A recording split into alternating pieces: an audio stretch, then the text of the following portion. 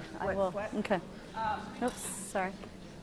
We're going to spend the day having rich conversation. And the fun part about a rich conversation when you're sitting there and we're here is that we expect you to talk more than we do because there are more of you. You'll be talking at your tables. My goal by the end of this day is you're feeling good about your work in our district. And I know you're probably feeling pretty good for the first 2 days. Yeah? Yes. Okay, okay. So by the end of this day, we hope that you will feel prepared to meet the darlings next week. Because they're ready to meet you. And we're looking forward to a great year. During the day today, there will be questions, and hopefully if we set the stage right, we'll feel very comfortable asking them as a group or asking them among people at your table. But if not, there are Post-it notes on your table, and there's a parking lot over there. And honestly, I'm not an art teacher, but there's some art teachers in here I know that could probably have done a lot better. But put your question over there, and we will try by the end of the day to respond to them or provide experiences through your mentoring program to address some of those issues. No question is a dumb question.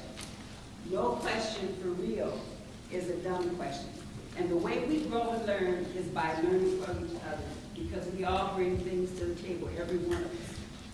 And we all have experiences and background and information and perceptions and perspectives that we can all gain from. So don't be selfish, okay? Don't keep all that to yourself. We're going to share, okay? For the rest of your career, hopefully the rest of your life, you know. Okay, today, the expectation is that you participate in the conversation, that you're open to exploring your cultural influences and how they impact your interactions with others. And we'll talk more about what that sounds like, it feels like, it looks like. And that you're going to make a commitment to become more culturally competent. And as we go through the day, you'll get a better perspective of what that looks like and sounds like. Our purpose is to reflect on our own culture's impact on our practices, whether it's to the benefit or to the detriment of the students and the families that we work with. We're going to recognize, and you guys all know this, so we didn't have to put that up there. It's just a quick reminder. You're the number one.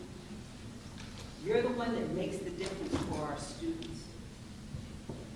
And to increase our ability to use the current data that we have to explore achievement gaps. Some people call them opportunity gaps, which really speaks to our ability to control that and to impact that. So who we are, I'm not going to share all that. I'm Bev Smith. I'm the Associate Superintendent for Human Resources and Equity for the district. I've been around for a while. I'm probably near the other end of my career. You're at this end, I'm at this end. In the late 70s, I had the opportunity with a group of colleagues from the University of Iowa to write the first curriculum for the state human relations course. And it's been an exciting ride as we talked about what kind of experiences, what kind of information, what kind of perspectives teachers need in the state of Iowa to do the best they can do for all kids. I'm a mother of 2 grown folks. I'm a grandma, a nana of 4 little ones. I was born and raised here in Waterloo. My mother was born and father was born and raised here in Waterloo. All of us went to East High School, all 4 of us, 3 of us. My dad and I had the same kindergarten teacher.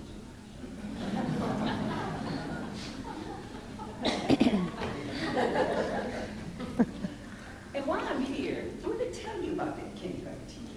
How many of you are lower elementary? Okay, so, there was an experience that some would have where they make, you read the gingerbread man, and then you make a gingerbread. And the teacher would provide you with this brown, like butcher paper, and they'd have the gingerbread shapes cut out in little dots, and you would take the punch, and you would punch the dot pass around, and then you take what? Red yarn. The first piece she provided me with was my gingerbread man, and I had it trimmed, just around the line. And I made, and okay, you also need to know, I was a goody two-shoes. I was the kid that loved my teacher and would do everything. I lived and breathed for school. So I started cutting, and the scissors slipped, and I cut the leg off of my gingerbread man. And I was horrified.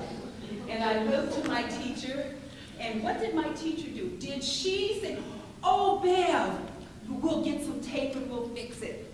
Did she say, "I'll get you another one just a minute, I have one at my desk"? Did she say, "I know you feel terrible about that, we can make it work"? Did she? She grabbed me by my shoulders and shook me like a leaf out of my chair.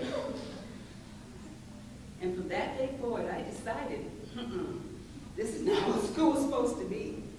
This is not what school is supposed to be. And you know, over time, I've seen teachers not grab kids and shake them out of their chair, but things that they said to them, and their choices not to teach them, was just as bad as the experience I had sitting there and not being able to speak, even go home and tell my mom what to, I didn't even know what to say. So, just a little story. So I went to school at Longfellow, which has been closed, Logan, which has been closed, East High School, went to a small private school in Iowa, Cornell. You ran? Okay. Went to UNI and have been in the district for over 25 years. And during that time, I've had opportunities to serve as a teacher, as a building principal, with Annette, and in my current role in HR and equity. The best part being to be able to hire you, the brightest and the best, who are going to do good things for kids. And in the equity role, being able to bring to light optimal learning experiences for all kids, to look at data, to talk about what's happening in the field, to engage the community in conversations about equity within our schools. It's been a great ride, and I'm looking forward to working with you today. That's sequence. Down vertical sequence, right? Yes. Yeah. Morning. I'm the Associate Superintendent of Educational Services, and this is my first year here in the district, so I haven't had some of the experiences that Dr. Smith has had. I've been around, and just a little history, and I won't tell you much about that history. I spent the early 90s in Portland and Seattle, so I kind of like to be in that mosh pit environment with grunge, so if I'm diving into the audience, fear not, I've done that a lot. I didn't choose education as my goal. I was wandering through college, taking classes, waking up one morning, and figured out that I had 2 degrees. Well, there you go. Psychology and political science, which actually, upon reflection, makes me nervous. So we got power and we got prediction and control. Okay, so I'm an only child, so let's add those things together. And yeah, I reflect upon what I do each and every day. I was born up north, in the Great White North in Canada. And so I have 2 citizenships, and it gives me a different perspective. I went to high school, again, in the Pacific Northwest. Talk to you about that, but we won't. Spent some time in Haight-Ashbury, won't talk to you about that either. But it was a good time, and it's actually now they sell a lot of artifacts and trinkets, but anyway. Came to the realization that I wanted to do something with my life and make commitment to the community. And I also kind of bought into this whole notion of democracy, so that power and control thing kind of slipped away, and knowing that how important it is that we all work together. So my first educational experience was a teacher assistant in a juvenile detention center. And in Oregon, they thought it would be a really good idea to take some kids who did some bad things on the farm, like steal somebody's truck, or some young people who were involved in some gang involvement, and place them with sex offenders from all over the country. So he had 2 populations. Young people who had made some mistakes, and felony sex offenders who the states didn't want them. And one of the things that struck me was how we organize our work is powerfully important. Are we going to manage and control or liberate? And what I noticed is that if we manage and control, we lose ourselves. We lose ourselves as professionals. We lose ourselves as people. And so I went on. I got a master's degree at Portland State University. Go Vikings. And I was a special education teacher for 4.5 years in a great community, Longview, Washington. Anybody been through Longview? Yeah, no. It's known for a very nice nuclear power plant that we had to close down because it was just like 3 Mile Island. 3 Mile Island, have you remember that? Okay, something bad happened in the 80s. Nuclear power, it's kind of why it's not around as much. Okay, Trojan nuclear power plant was just like 3 Mile Island, so we decided to shut that down. We also had a lot of trees in Washington, right? Yeah, we actually cut them all down, so we all lost our jobs as we cut down the trees. So that was my first job, was working in the community that had lost all its trees, high unemployment, and had the good fortune of being on the I-5 corridor, which is from Seattle all the way down to LA. And it was the early 90s. So if you watch any films in the early 90s, you also recognize there was a rise of gangs. And so in the school I was working with, which was basically a white community, we had the rise of the Bloods and the Crips. So even though I was hired to work with young people who had some emotional difficulties or behavioral difficulties, most of my time was working with kids who had some significant gang involvement. And let me tell you, it was an amazing experience. I got the opportunity to work with young people and my colleagues, and we worked together to provide integrated thematic instruction for every child that was in that school. And it was a safe school. So I thought, okay, I've 4.5 years into the game. I think I need to do something else. So I started my doctoral work at the University of British Columbia, Vancouver, BC, great place. You got the mountains, you got the ocean. Wow. And great food. I mentioned Nanaimo bars to my colleagues. Anyone ever in Nanaimo? Yeah, all right, rock on. All right, so yeah, it is the only export that Canada really could be proud of. We talk about hockey, but we're not going to get into that right now. So I spent a year there, and it struck me that I missed the schools. And I never wanted to be a principal. Because A, I worked with an amazing principal, but it changes us. This amazing principal I worked with would go around after lunch and eat the food off the trays. He just said, I thought, I don't want to be that kind of principal. But, yeah, I know, it's a great guy, but, I wasn't so sure that was something that I wanted as collateral damage. So, it struck me that I missed the schools, and that experience of working together as a community of educators to do wonderful things and empower young people. Maybe I need to get administration. So I got my certification, and my first position was an alternative high school principal in Portland, Oregon. It was a school that was about 90% children of color, and then about 10% white. It was a nonprofit, and I spent a year there before they ran out of money. And we'll talk about charter schools and the problem of charter schools and the fact that they can't keep themselves afloat. Then I went back and I taught at college for a while, Portland State, but I still wanted to get back to the schools. And so in 2000, I took a job at Freeport School District in Freeport, Illinois. The pretzels, yeah! All right. We got to set him up really well for the rest of the school year. Anyway, and so I spent we'll talk about my experience. I spent 8 years there. And it was amazing. Very similar community to this community, smaller, about half the size. Then I thought, fame, fortune, commercials, that's what I was looking for, so I became a rural superintendent in southern Wisconsin, where the deer certainly outnumbered us. But I found some really wonderful things about cows.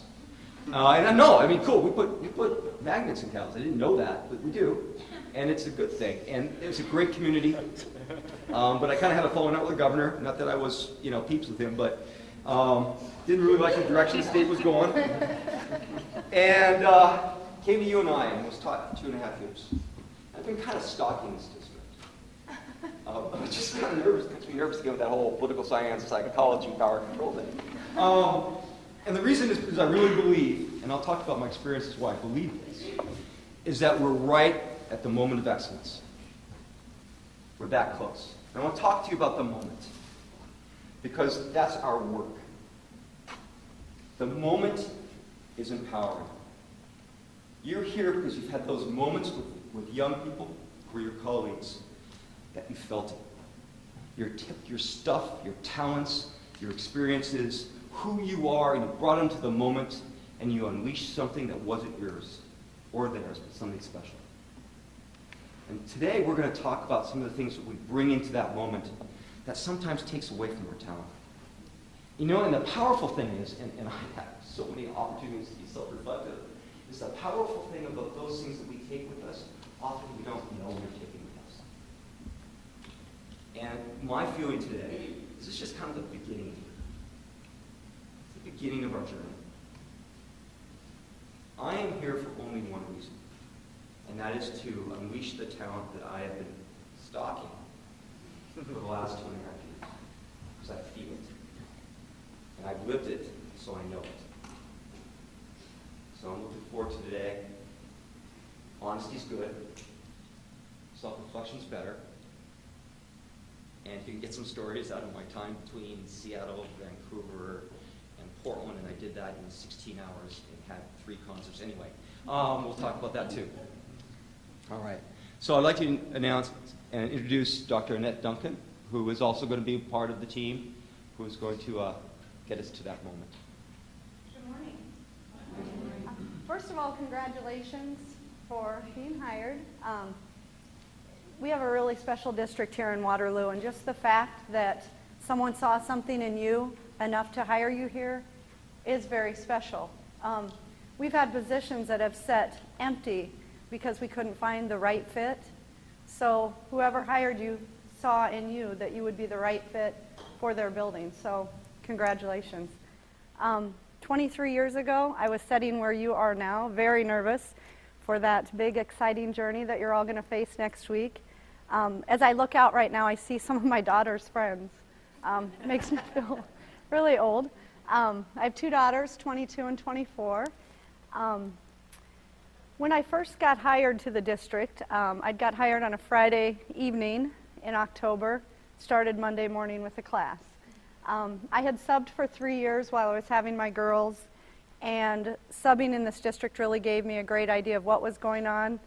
Great teachers use their resources. I stole lots of ideas from all of the teachers that I subbed for. I grew up in Waukee, and at that time it was a very small town, 5,000, and got hired in Waterloo, and I really didn't know what I didn't know. So I had to find out. I had to search. I had to read. I was lucky enough, have been lucky enough to have some really great mentors.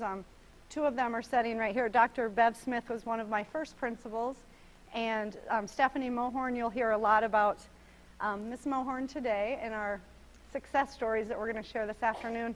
She's also been a great mentor of mine for the last 5 years.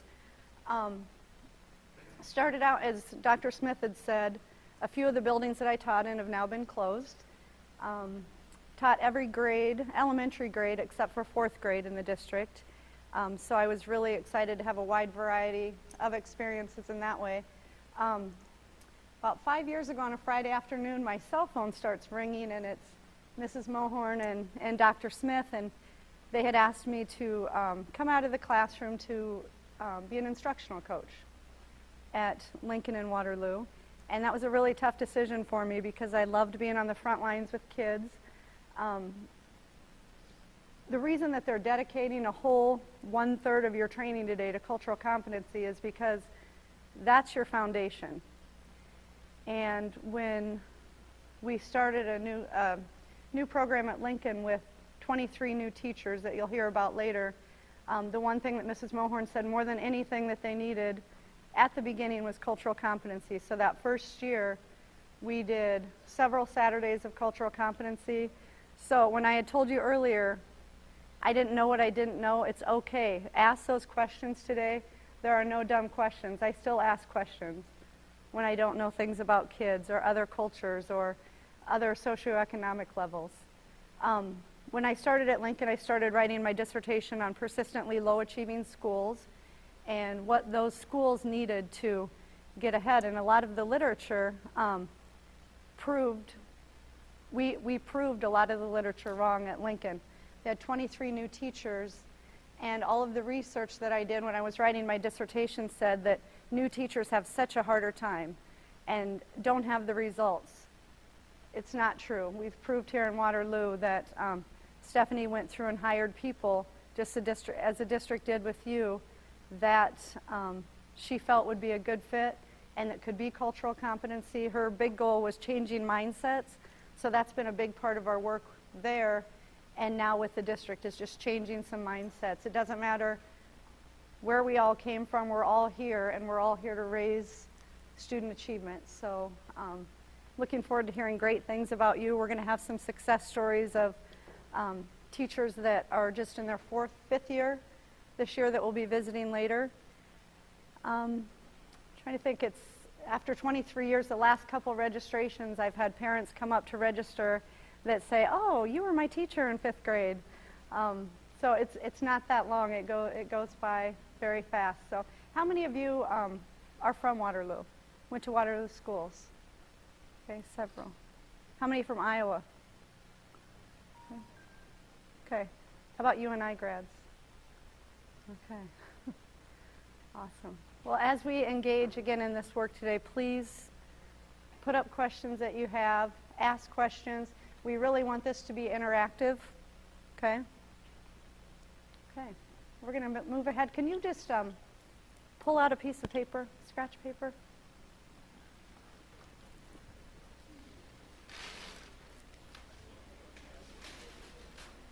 I'm just going to have you have that ready for our next activity, but do you want to have them? We're just going to take a few minutes and get to know who's here I did. and have you think about who we are. But I have you on your piece of paper. What's your name? Name or what you want to be called. Okay? That's what you want to be called. My name is Beverly, but oh my Lord, please don't call me that. That is totally fine, okay? The only person that calls me Beverly is my mother when she's ticked off, and my husband is the same attitude. Where you're from.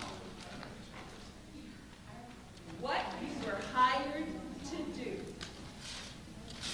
What you were hired to do. Not what you were hired to be called, what you were hired to do. And one thing that you're passionate about. Take a couple minutes.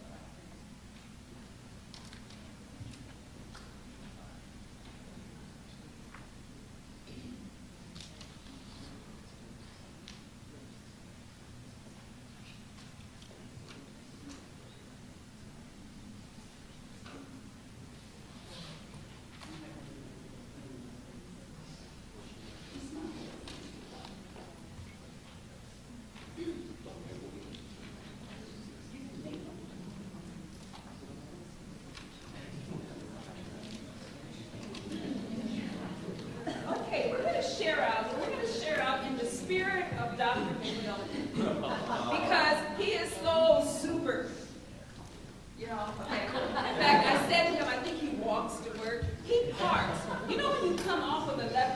down that, his is that car that's way out where you're like, you might as well walk to work. But at any rate, we're gonna do 3 sharing circles. So I would like, I know some of you guys to go over there and get the circle. You guys in the middle, you go over there and get the circle. And hold this in, come on over here, and try to make a circle. And this is what I'm gonna have you do when you get there. Hold on. Sit down, that's when you get back, I just want you to go around and just share who you are, okay? And then we'll have an opportunity, because it's too late for us to put it all together, which is probably reality. But we'll get a chance to get to one of your groups and you can kind of hear who you are too, and we'll do the same. Okay, back to there, is that I am so excited for the kids and families in Waterville. I'm so excited for the kids and families in Waterville because the passion that I heard in our group alone was over the top. And I think one of the things, and I don't know if you experienced it in your groups, I'll let you guys share out, but one of the things I think happened as one person shared, you know, I want to create leaders. And I think many of them around the circle said, me too! They didn't say it, but they wanted to.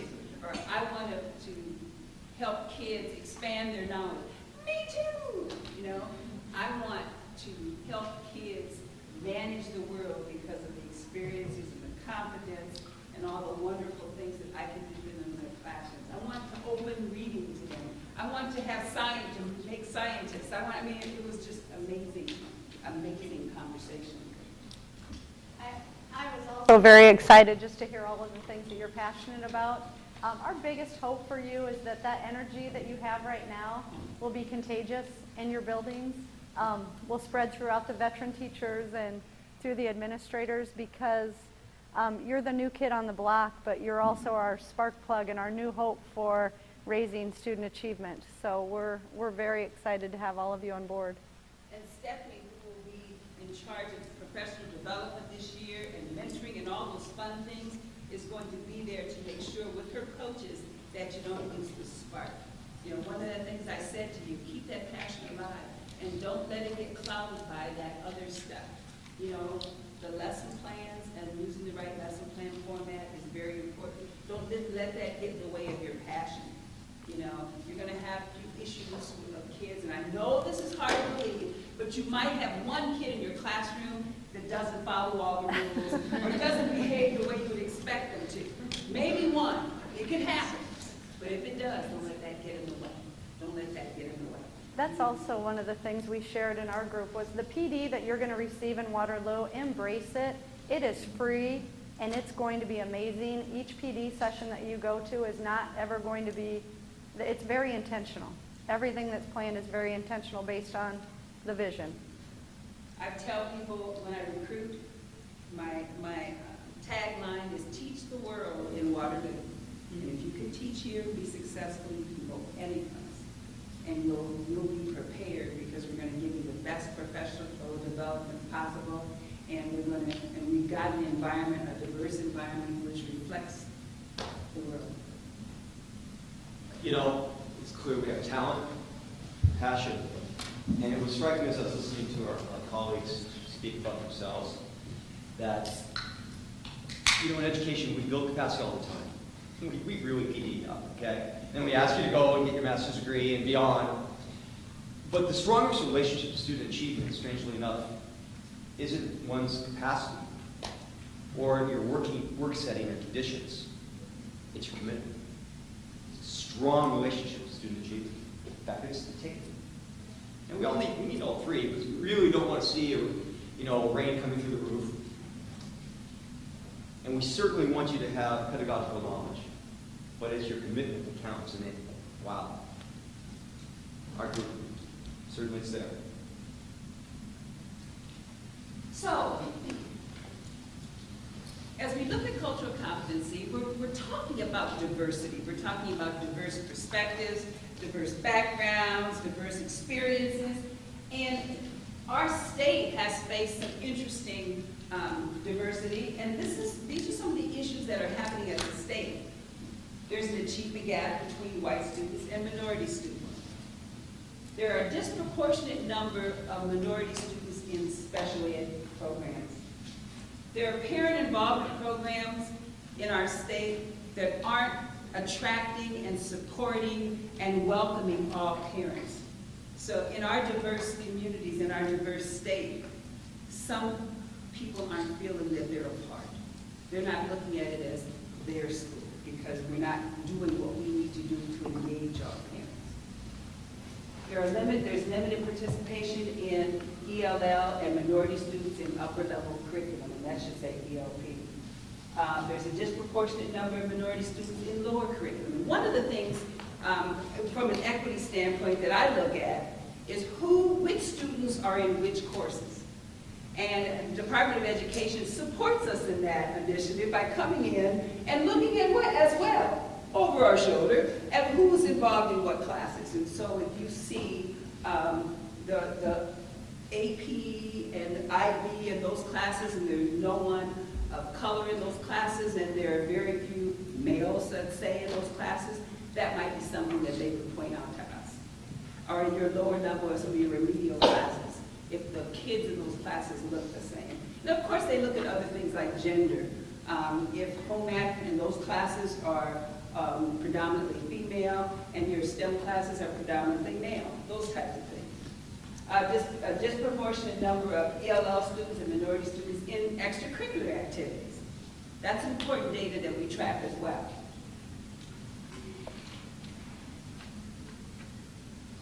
Instructional strategies that are inconsistent.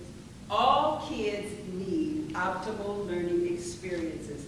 It should go across our district, and we should be able to reach the needs of all students. And this is one of the pieces that we're going to be talking about today in terms of what you need and what you need and what you might need. Could I provide the same type of instruction to all of you? Yeah, probably. It happens. Am I meeting all of your needs in optimal levels? Because now that I know you, I'm going to do something a little different because I know you and I know how you, and now I know you and I know what your family has in mind for you, and they told me how you learn best at home, so I'm going to address you probably a little differently. And you, because you come with these amazing hooks that I can hang language on, and now that I recognize what your hooks are, I'm going to come at you a little differently. Those are some of the concerns that are happening across the street because there is some inconsistency. Failure to provide a multicultural, gender-fair curriculum. And in one of your mentoring and induction programs, I'll come and talk to you about the equity program and talk to you about our policies around multicultural, gender-fair curriculum. It is a state requirement, and yet schools and districts in our state are having difficulty providing that type of curriculum for our kids. And a lack of qualified, experienced staff in every building. And that may be happening across the state. One of the things they do, we look at when it comes to experience, we look at the high poverty schools, and we look at who's teaching in those schools. Are they less experienced staff? Are they staff that may be on conditional licenses? So that's the kind of data that we look at, because every student in our district needs qualified staff just like you. And in some schools, in some districts, far, far away, that's not happening. Hate crimes within schools. We have been reasonably fortunate in our district to not experience much of that. It has happened. But there are areas in our state where, because of the diversity, there are issues that come with the diversity. Because you need to set an environment that welcomes and supports those differences, and in some instances that hasn't happened. In some instances, the diversity has increased so quickly that we haven't been able to set the environment in some of those districts. Intolerance and tension between students from diverse cultures. And inconsistency in teacher expectations of student performance based on culture. You know, many years ago, when I was in college, a long time ago, I worked in the summer in a summer school program. Unfortunately, in our district, in this district, long, long time ago. Most of those people are gone. All those people are gone. But at any rate, and there was a young man who was having a little black boy, who was having great difficulty. And the teacher looked at, and he wasn't getting it. And instead of supporting him with extra instruction, she kept sending him to do all these tasks. Run this down to the office, stack these things. And she looked at me and said, you know, he's not that bright, but he could be a great janitor one day. I'll never forget her. I'll never forget that conversation. And whether it's that overt, the thinking around, when you go into your classroom in a couple weeks and you look out at your class, I know, just based upon what I heard, that you're not going to look at them and say, ooh, I bet he's going to be a thief. And that one, long fingers, maybe a piano player. He's not going to make it. Nope, she's not going to make it. Yeah, she might be okay. Oh, she's going to be smart. You don't do that. You have high expectations for everyone. And as you do that, everyone will. So what is Waterloo like? Some of you know, because some of you looked it up. How many people looked up the demographics of our district before we applied? Good job. Ooh, research. Okay. We may have an American Indian, a Native American, but I don't think there's enough statistically to make a difference. 54% white, 7% of the strange multiple. We'll talk about that later. Will you talk about that later? Yes. 1% Pacific Islander, 10% Hispanic, 26% African American, and 2% Asian. ELL? Oh, okay. These are goals of the ELL program, and I'm just going to let you look at them real quickly. We have 31 languages represented in our district. The young man over there throwing down the Diet Pepsi is the director of our... Diet Mountain Dew is the director of our ELL programming. 31. In our district, we're serving roughly 900 ELL students, all bringing unique, interesting backgrounds and languages. Of our population, roughly 14 of our 19 schools, over 50% of those schools, over 50% of the students in those schools are free and reduced lunch. When I came to the district, I think it was like 20%. We have a number of schools that are over 80%, a significant number. And the lowest percentage of free and reduced of any school in our district, what would you guess? 43%. You know, because you know the stats. I know. Not fair. 43%. Britt used to work with us in a different capacity. So, as we look at those issues and we look at what we're facing today, it calls us to be attentive to the differences of what kids bring and how we can approach them and how we can reach out to them and how we can provide adequate and appropriate education for them. So the best way to approach that is to look within yourself. What I'd like for you to do is to take just 2 minutes, just take out a piece of paper. I would like for you to write all of the things that would describe you. Any of those descriptors. If you were telling someone who you were, what would those descriptors be? So 2 minutes, go ahead.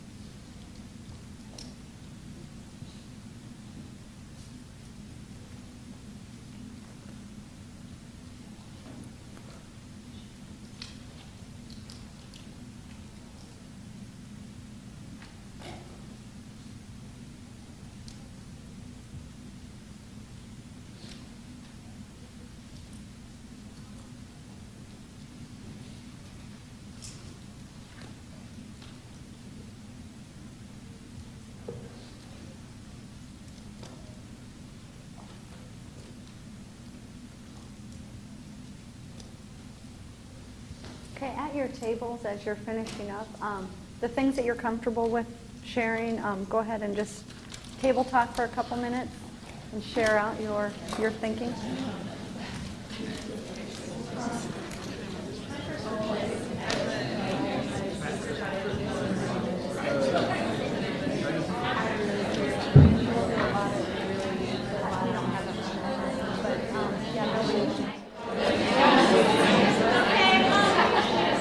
We'll have some more opportunity to share as we go along. I taught for years for Upper Iowa University and did this activity with undergrad students, and now I teach for Viterbo University and do this with a lot of adults. I use a book called Why Are All the Black Kids Sitting Together in the Cafeteria? And if you have some free reading at some point, it is a great book. It's an easy read. The author, Dr. Beverly Tatum, does this exercise with students, and over the years she's noticed some things that ring true. The book talks a lot about just the complexity of identity, trying to really dig deep to figure out who we are. She noticed that over the years, students of color, usually in that list that you just made, usually mention their race or ethnic group. Whites from strong ethnic backgrounds occasionally mention Irish or Italian, seeing some head nodding. Women usually mention female. Men generally don't mention their maleness. During this activity, Jewish students often mention that they are Jewish. Mainstream Protestant students rarely mention their religious affiliation. A comfortable student might mention gay, lesbian, or heterosexual, although it's rare for someone to mention heterosexual. Are you seeing some things that are ringing true just from hearing your table? Okay.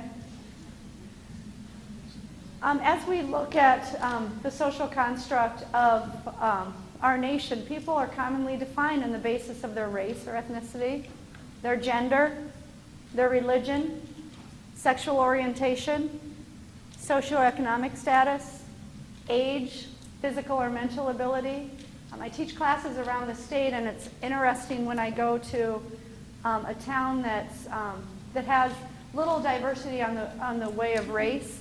It's often the religion that the community has a lot of dealing with. When we do some of the study circle, it's, well, they go to the Catholic Church, they go to the Lutheran Church. And that was, I think, my experience growing up was that religion piece that was the difference. When we look at our society as a whole, we're a society of domination and subordination. That American, I kind of cringe when I hear this sometimes because I hear of people talking about a normal. We all have a different normal. There's not one normal. But when we look at a socially constructed society like ours, the American norm is white, thin, male, young, heterosexual, Christian, financially secure. So if you think of that in the middle, then everything else that's not that is the other. So if you're not in that group, then you're often considered the other. Has this changed over the years? Yes. Has it changed enough? No, not yet. You can do nothing more than, you can just pick up a newspaper and recognize that. You can turn on CNN or Fox to recognize that other things are considered the other. So in the dominant group, that's who holds the power in society. That's who makes the rules. It determines how power and authority are used. The dominant group determines who gets the best jobs. It determines whose history is taught in school. It determines whose relationships are validated. And the great influence, it's the greatest influence in determining our structure in society. I highlighted, it determines whose history is taught in school. The history, once I was out of school and did more reading, I was really angry at the things that I wasn't taught about how our society was constructed. There's a reason why we have middle-class neighborhoods. That's very in our construct, and the history books are often, there's a great book out, trying to think of the title, but it talks about all of the things that we were taught about I'll just give you one quick example. Christopher Columbus. People that are still celebrating Columbus Day, it's, if you read the actual history, the savagery that man caused, and because, America was discovered years before Christopher Columbus, and for years, everything was things were being traded. People were coming from Africa trading things, but then in our history books we celebrate some people that have done acts of savagery. Is Yes, it sir. lies my teacher told me? Yes, lies my teacher told me. Yes, absolutely. Thank you. And there's also a great book called The Great Encounter that kind of does some rethinking about Columbus and some of the other things that we were taught about history. Dig deeper into those even GI laws, things like that have been done in our military that help out the dominant group, not the subordinate. So if you are in the subordinate group, you're going to internalize images that the dominant group reflects back to you. You may find it difficult to believe in your own ability, demonstrate positive qualities believed to be more characteristic of dominance. So if you think about a Hispanic man on Wall Street, is he going to be able to express his culture, or does he have to reflect the culture that is there, which is mostly white Christian male? Subordinate group has to be really well informed about the dominant group, and they're often on the receiving end of prejudice and racism. Again, a lot of us get our information from media. I had a gentleman not that long ago in Des Moines when we were talking about African American actually say to me, well, I know a lot about African American culture. I watched every time the Jeffersons were on growing up, I watched that. And just to think of some of the only, some of our, some people have only watched the Cosbys to get informed about that culture. So think about that. Dr. Smith? And one of the interesting things, the flip side of that, a teacher that happened to be in this district, but it was long time Long ago. before. But she shared with one of my daughters when she was sharing about something about African American history, said, but you're not really black. Your family is like the Cosbys.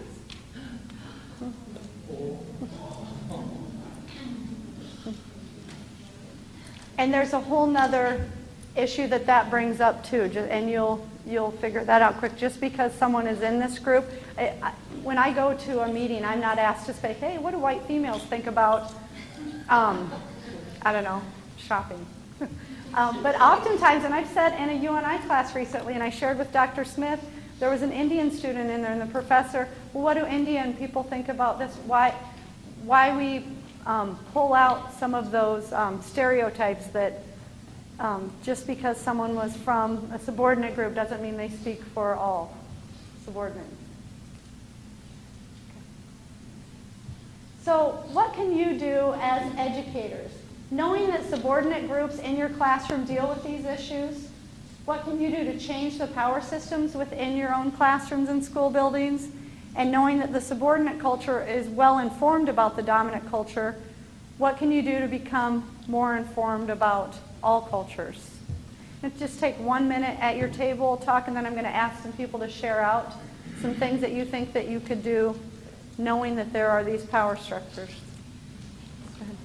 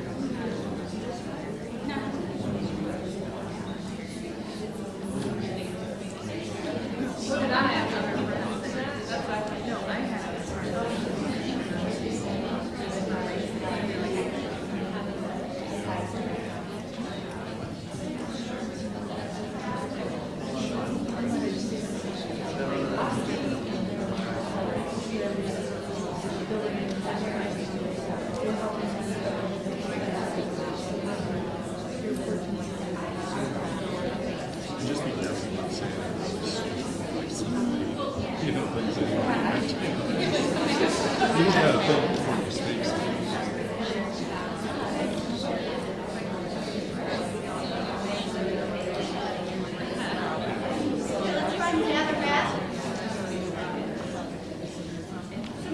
questions you heard at your table? Some things that you have in mind, some experiences or ideas? Okay, thank you. No one else is. But, at our table, I just talked about how I really, when I taught the year, I really like the year program. Because what it is these are what things that people leader. It has nothing to do with age, or culture, or color.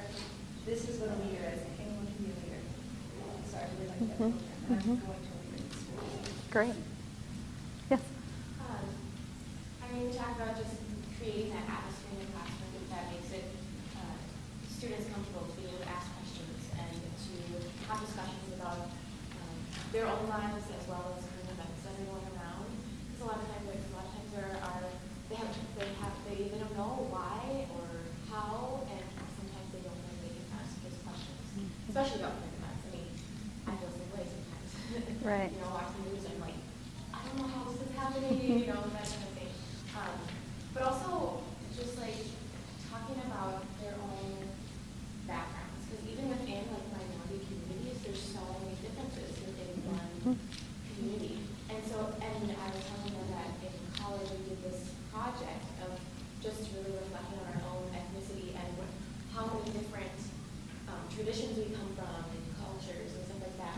And it was just really fascinating to me. And then we got to share, and it's really cool when you see the similarities, you see the differences, and almost like you go over your own history, which is kind of cool. So what I hear you're saying, your action plan is to build that community within your Yeah, classroom. and don't try to, hide it. It's like, we're not trying to be the same. We're not Right. trying to be different. We just are who we are. Right. And the reality is in Iowa, 93% of the teaching staff are white female. We're not hired to bring kids to our way of thinking. It's about, just as you said, going out, getting to know your kids, getting to figure out what they need. And a lot of times we need to get very uncomfortable before we get comfortable with who we are. Okay. Anybody else? Yes. Well, I noticed on my school website that one of the newsletters was in Bosnian, and not really even knowing where Bosnia was on the map, I decided I should start there. So I looked it up, and then I did some research about why Bosnian people immigrated here and what time, and kind of the history in Waterloo's about a context. Excellent. So seeking information. Perfect. We talked about how each student is important and they need to know that they're an integral part of the community, classroom community, as well as the school community, that each person has a voice. And it's very important that we hear the voice, seek first to understand, then be understood.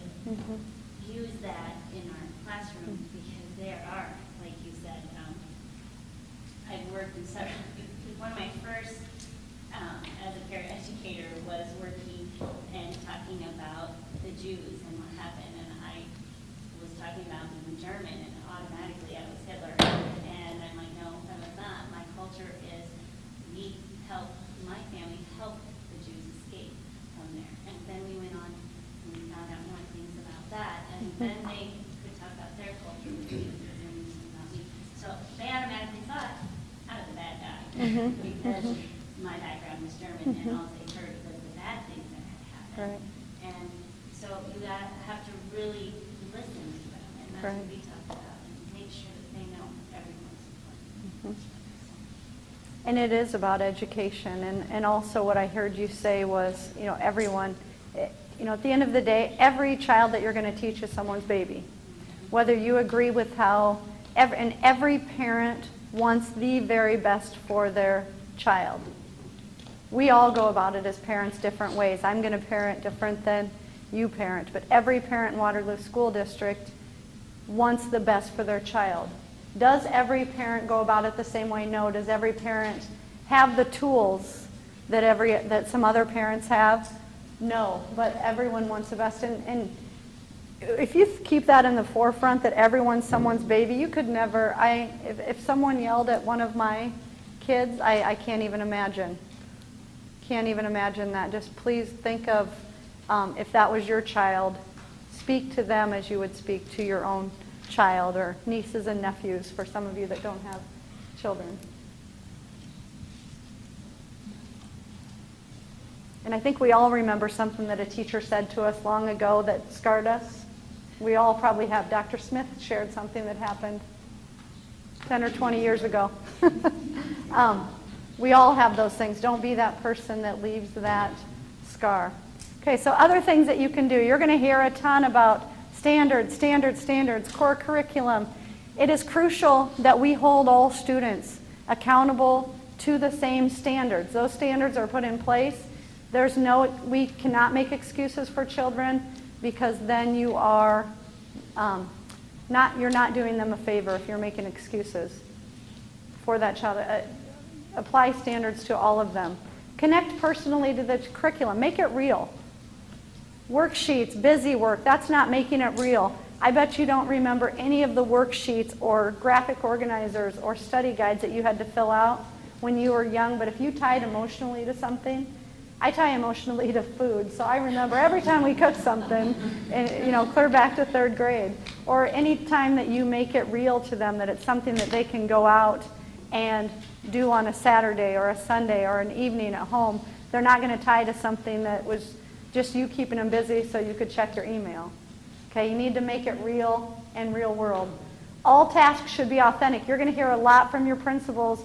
When we do workshop activities, you might have done rotations when you were in school where you did the busy work, the coloring, the worksheets, the tasks that are mundane. It needs to be inquiry-based. We're not teaching kids what to learn. We're teaching them how to learn. The jobs that the students that you're going to teach this year that they have probably haven't even been invented yet. We didn't even have a computer. That's how old I am at my school at all. Those jobs haven't been invented. You're teaching them not what to learn, how to learn. Critical thinking. The most powerful tool in your classroom is you. It's your pedagogy. It's how you're going to approach your curriculum. And when you make work engaging, all students will be engaged. And that goes along with implementing equity, because I'll promise you this, there is not, for 6 years I taught a class of all African American boys here in Waterloo, and it was boys that we didn't want to put on medication. It was a task force. There were 3 of us that taught all boys. We didn't want to put them on medication. There's an overrepresentation of special needs and special needs identified and students on medication. I learned really quick that if there was downtime in my room, there was going to be behavior issues. There's not a clip chart or a special behavior strategy that someone can teach you this year, and I see people seeking those out all of the time. It's, Dr. McNulty mentioned earlier, it's about those relationships. If you make your work so engaging and there's no downtime and they care enough about you, they're not going to cut up for you. You will have a successful year. So implementing equity. If you demonstrate your awareness level or how to do that, it's that personal recognition and acceptance that all cultures influence our lives, not just the dominant culture. All kids bring something to your classroom that is beneficial to your class. And as one person mentioned, she's going to build community. Everyone brings something to your community. Personal awareness that oppression and racism is pervasive in our society and our history. There's things that kids deal with outside of school that they're going to bring with them, and you need time to process that. Acceptance that there's cultural differences, and we need to learn to respect what we may not understand. I may not understand why that parent did that, but I am there to raise student achievement of that child and to accept them wherever they come from. Also, again, pursuing needed information about your students, and your classroom should represent a democracy. I never had rules up when students came. It's what my only statement was, you will all be safe here. That was my one statement. I said, I only have one thing, you'll all be safe. Then they decided what safe looked like. And then we all agreed to it. So if I'm talking bad about you, that's not safe. If I'm running in the hall, it's not safe.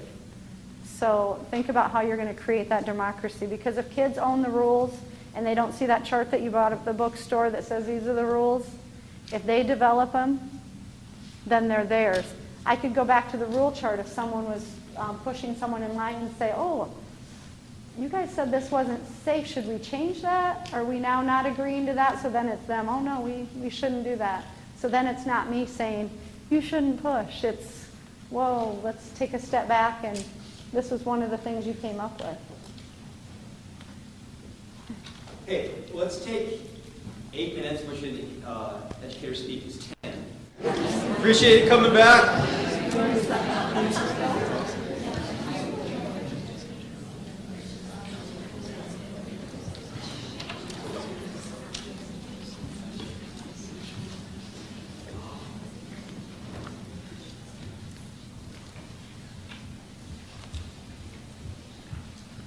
By the way, the power of silence. I had a cafeteria full of, oh my God. We had a real, I'll talk about the school I was at as principal. We thought it was a great idea that we would bring all the district's 5th and 6th graders into one building. Because that's a really great thing to do. Because what you need is a lot more fragmentation in a child's lived experience at school to make them learn better, okay? And I would never shout above the cafeteria din. I would make one verbal comment and I'd just wait. And it would get silent probably about 15 seconds. And then I never spoke to the whole group first. You'll hear principals that start the year and they'll speak to the whole group, and then what happens is people are talking when you're talking, and then you lose control. But you never have control, so relax about that. Okay? But it sends a message because it's reciprocal. Because if you're speaking, you certainly don't want me talking to someone. And so if you do that with students, it's that relationship, it's that commonality of bond, that equity, that fairness that you start right away. I always tell students, I'll never talk over you. So silence is a really powerful tool for relationships.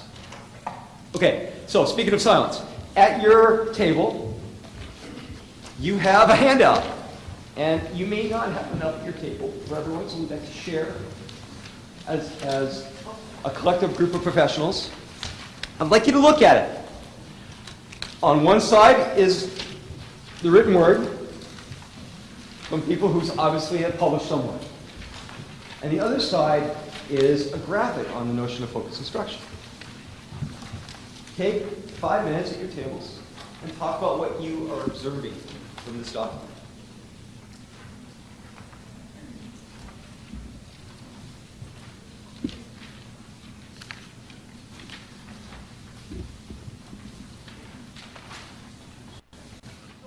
What did you talk about? What did you glean out of this document? This is great. It seems kind of common sense, but basically the more student buy-in you have, the higher success rate you're going to have with the teacher. The more you empower them to take initiative and control, I guess, of their education, the higher success you're going to have in driving student achievement. So ownership is important. Great job. Love the cookie. What about this group? We talked a lot about the same. So you listen to them and then, no. All right, what did they say? We kind of said that, based on this side, the projection side of it, that achievement should be derived from focused instruction, that the percentage of minority and the percentage of grade lunch eligibility shouldn't matter towards your achievement. It's that you are focused on focused instruction. Okay, so let's all look at this fine little graphic detail. Okay, it's about relationships, right? We know that when we talk about correlations, it's relationships. It's not cause and effect. So who would like to be risk takers and give me an analysis of this fine graphic tool? Yeah. Okay, so the percent of population that is minority and the percent of the population that is eligible for free lunch, those, when one goes up, the other goes up, they tend to track each other. Focused instruction studies have shown increases achievement. But the problem is that in communities, the higher percentage minority population they are, studies show there's less focus on focused instruction, and there's also less results in terms of achievement. And the same can be said for reduced lunch. So the likelihood then, outstanding job, rock on. The likelihood then is that students of color and students in high poverty environments are not going to get focused instruction, which seems to be fairly reasonable. Anybody have any significant issue with this? Does this work for you? Do you plan to do this as teachers? Anyone not plan to do this as teachers, then we can target your classroom right away. We'll get you assistance. So, it's that issue of capable. You're going to go into, and I'm not going to talk trash right now because I feel like it. I'm not going to hate on certain groups of publishers or academics. But what we tend not to do in high poverty urban districts is bring rigor to the table. We tend not to believe those students are capable. And you know what? We tend not to believe the teachers are capable because we use a lot of direct instruction, which means less your soul in the game and more the text. That's what we tend to do. And yet we know focused instruction, which is about rigor, believing people are capable, and believing you can do your job as professionals, works for kids. And so it's about our common sense beliefs as professionals.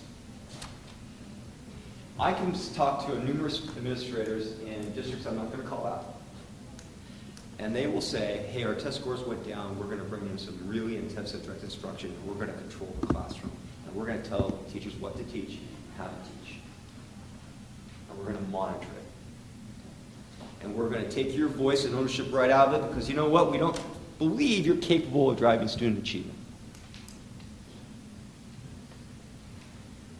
And you wonder why the students don't have voice. And you wonder why those schools continue to have issues. It's because these common sense beliefs, which Roxanne Ng, who by the way lives in Toronto just recently passed, talking about the Canadians one more time, talks about it's not that we don't want to do good deeds. It's not that we want to hurt people or we want to subordinate people. Is that sometimes we have these common sense ways of looking at the world that we think are right. We think it's the way things are. And it is not your fault, or you have no reason to have guilt because of that, until we become aware of them. I mentioned to my group over there, who I was thinking about, we go on a field trip to Starbucks. I mentioned about this my first month of teaching. I was calling all on the young men in the classroom, and I was not calling on the young women. That's a problem. I was not aware of it until my colleague pointed it out. It's like, oh my God, I wasn't doing good deeds. I thought I was, but I wasn't. And so when we advance today, there is no guilt, there is no blame, there is none of those things. But it's about professional practice. And how you're going to uncover what is common sense. When I was a grad assistant at Portland State University, it's kind of awful. I had to put together a PD for superintendents in the state of Oregon. There are 303 school districts in the state of Oregon. I know that. I still remember it because I called each one of them. And I remember that they all showed up and we had donuts and we had coffee. And one of the things that struck me, it didn't really strike any of them, was it was full of men. There were 300 men and 3 women. Now, that struck me as odd because I know that about 75% of the workforce in Oregon at the time was women. And so what are the common sense beliefs that allow these things to occur? If we believe there is no innate differences amongst gender, amongst ethnic groups, amongst or around the notion of sexuality and preference. Something must be happening.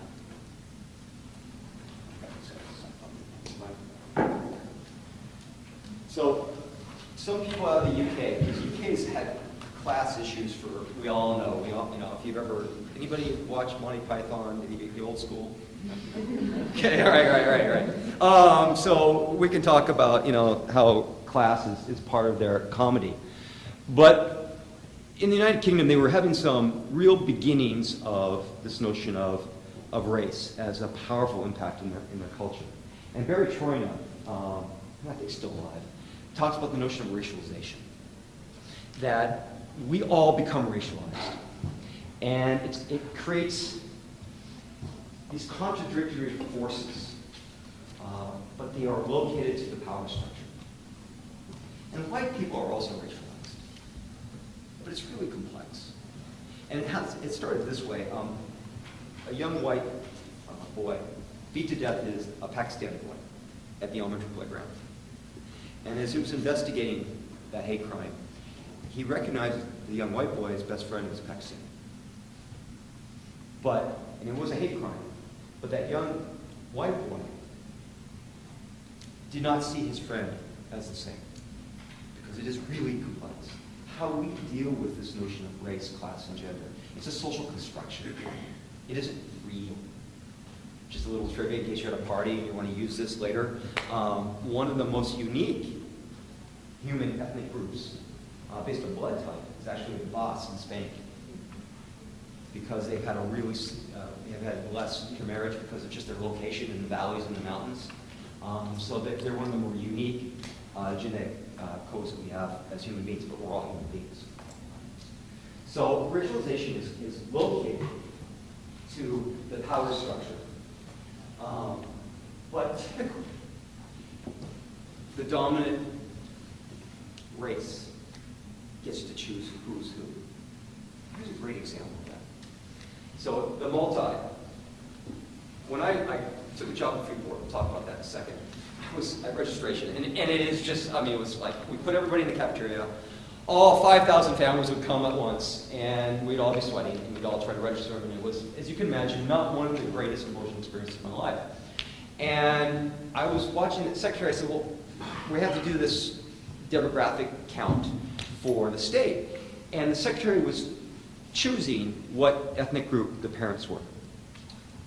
Because that's what they did. So we put a stop to that because I can't believe you have the right to self-identify. But isn't that powerful? That was common sense. That's the practice they've had for years and years and years. And so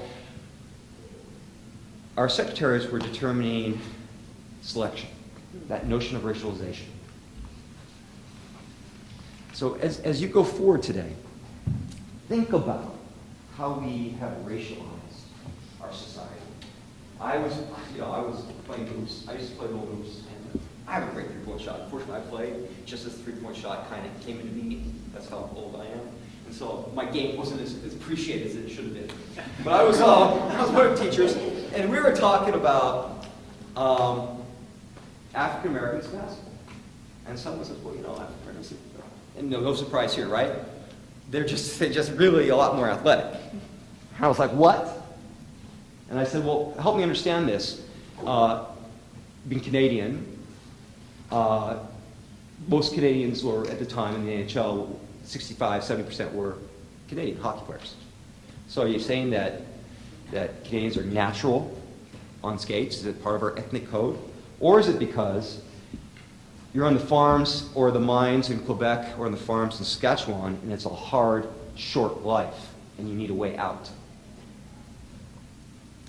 In the 30s and 40s, does anybody, here's it, what ethnic group was playing professional basketball in the United States? Does anyone know that? Jews. Right. And what was some of the narrative, that racialized narrative around that?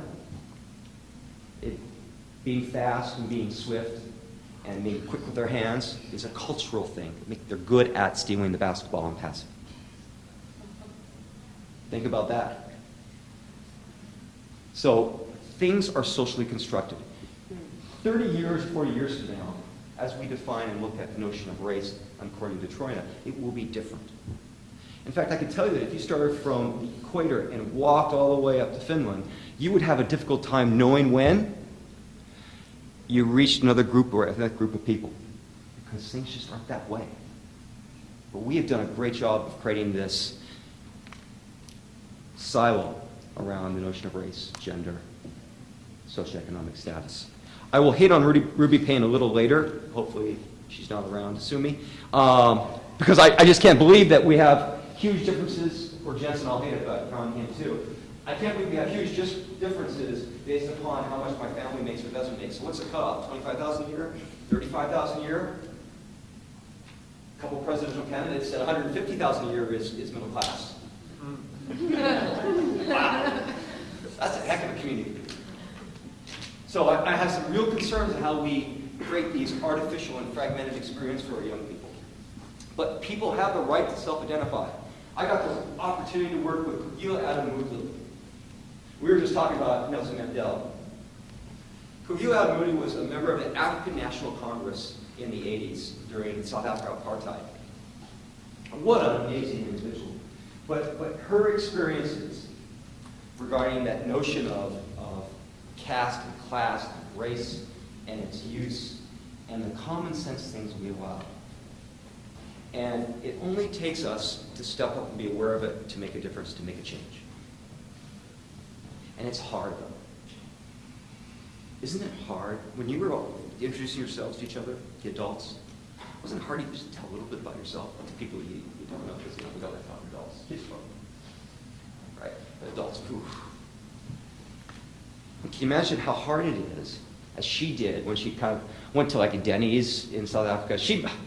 Here's a member of African National Congress, married a German, ended up in Vancouver, go figure. But she was going back to Cape Town after Nelson Mandela came into power through a Democratic vote. And in a Denny's, she walked in and she wouldn't be served because of the color of her skin, even though apartheid supposedly was over. And she's about this tall, probably 100 pounds on a good day with some coffee. And she told me she stood up and got on top of the table and looked at the folks and says, "You're the problem. It's not you're the problem that you're sitting here and eating in this restaurant. You're the problem because you're not speaking up and allowing this to occur." Then she mentioned she embarrassed her teenage kids, but it is what it is. And so when we become aware, that is when we become culpable. You're not culpable because of common sense ideology, because things happen. They are as they are.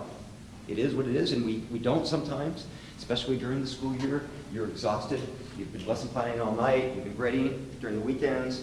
You don't remember what your family and friends look like. Your dog is a little disappointed at your commitment level. Okay? And it's tough. But you have to be aware.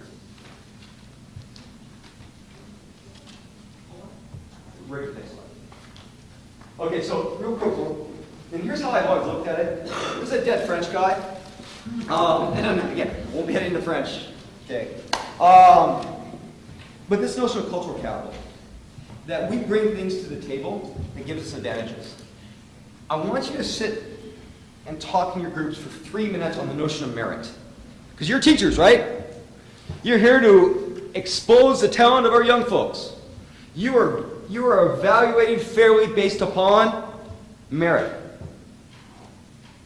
How are you going to use merit in your classroom? Take 3 minutes.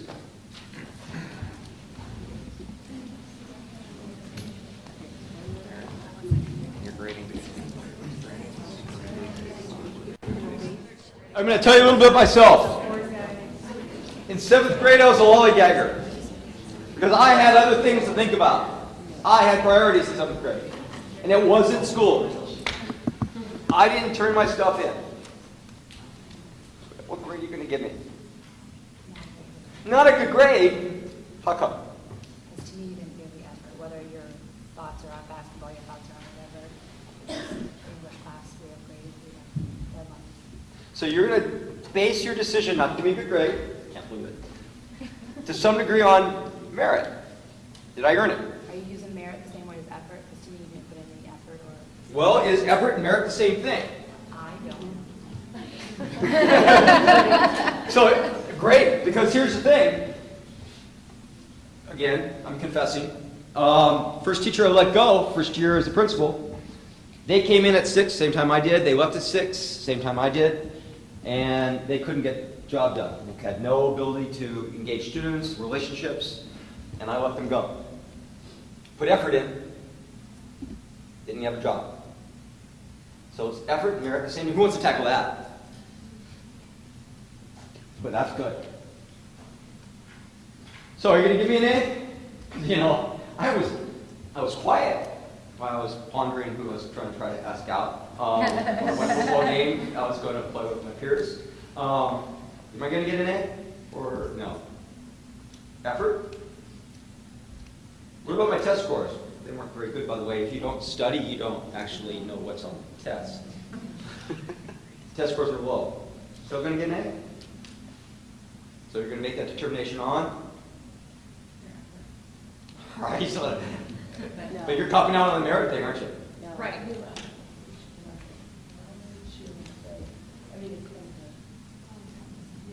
Okay, so you're going to make a judgment. All right, sweet, all right. And you're going to call my folks, and I tried to stop you from calling my folks, but you did make contact, by the way. It was a bad 7th grade year. Culpability. But no one's, when we talk about merit, what are we talking about? Sorry, I was just going to say, I wouldn't give you a good grade because you didn't meet the expectations that you knew were set for you to meet. Right. So, a standard. Standard expectation. All right, so now, okay, nice move. You're locking yourself to the standards. Look at that. Yeah. So, I've had this conversation numerous times with people. So you for standard-based grading? Well, you're putting the game back on me. I love that. Well, let's talk about the standards. Okay? The standards are the truth, right? They're the promised land. I heard people using that because now you can judge me and you can give me that back, right? Yeah. Because the example I've been told numerous times, if somebody's riding a bicycle and if they fall off that bike, they fall off that bike. But at the end of the day, they're riding that bicycle. Don't they deserve this? You did it. You were right. So you're gonna award them something based upon their achievement of riding that bike, which is a standard. So you're gonna, in some ways, we're going to call it merit, right? They've earned it. They've differentiated themselves. Correct. All right. All right. Yeah. Well, I'm just, and this is a question, but isn't merit versus effort? Merit's like the result that you get, Okay. and effort's kind of the process you go through. Okay. Because effort doesn't always mean you're going to be successful. Effort just means that you either worked hard or you didn't.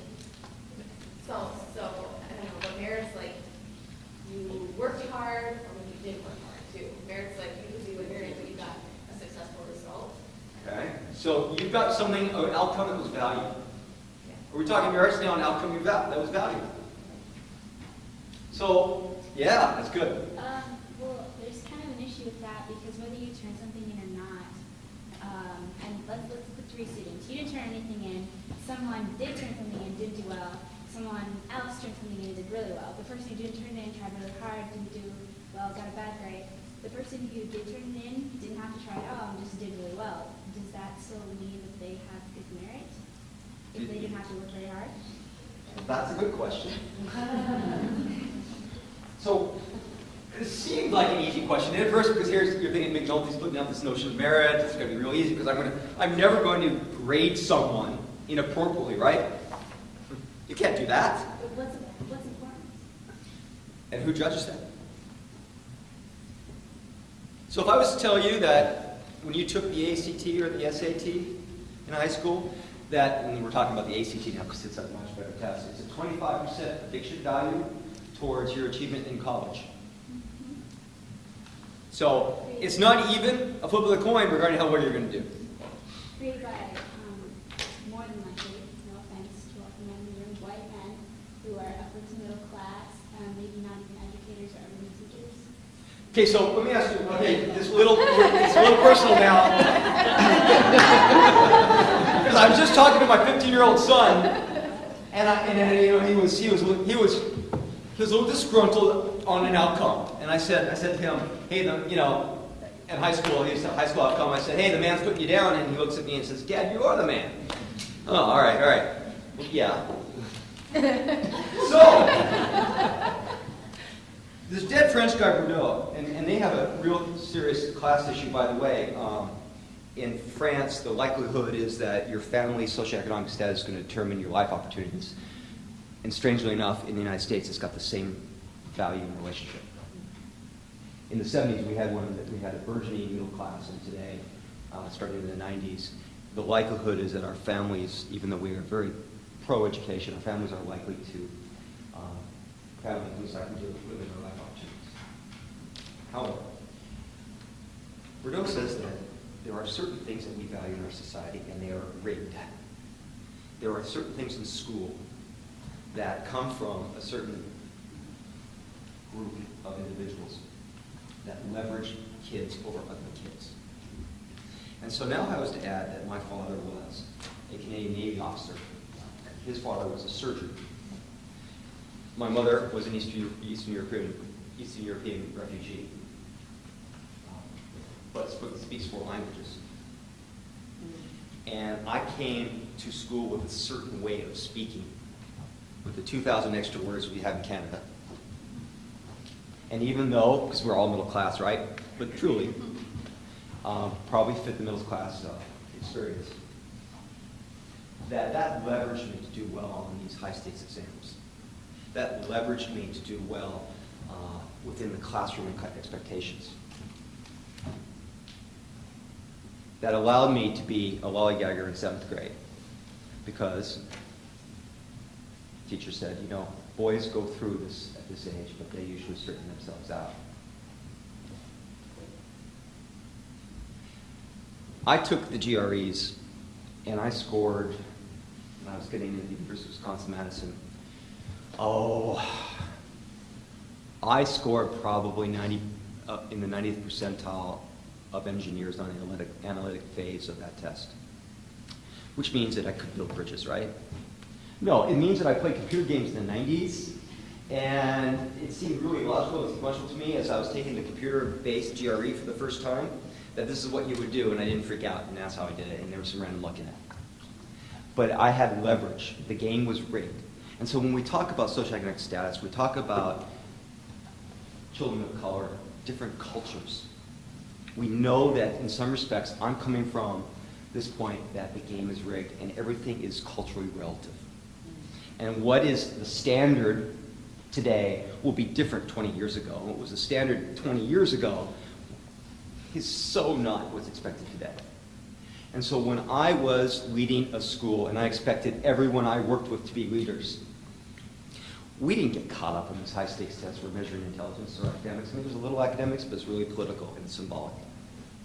And when we go through my experiences, my lived experiences, we leveraged our experiences with our young people to give them the cultural capital to navigate their world, not to indoctrinate them, not to have them be a lot of Mr. McNulty's running around, God forbid, not to provide my values or our values upon them, but to engage in a pedagogy that was self-determining and self-identifying.